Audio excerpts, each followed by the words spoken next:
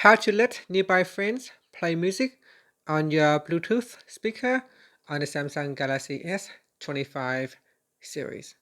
First, tap on the home button to return back to the home screen. And from the home screen, swipe down at the top to open up Quick Settings. In here, tap on the Settings icon. Next, we go down and tap on Connections.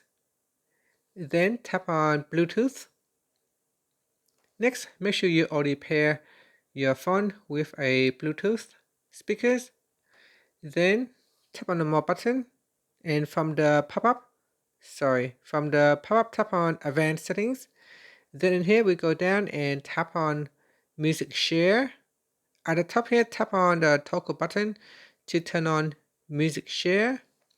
Then we scroll down, and in here you can choose who to share it with. So you can share it to your contacts only, or share it to everyone. Next, you can ask for permission to connect, so we can set the music share to don't ask or ask every time for permission to connect. And at the bottom here, you can choose the device to share. So here I have one connected device, IT Jungle's Beat Solo Tree headphone.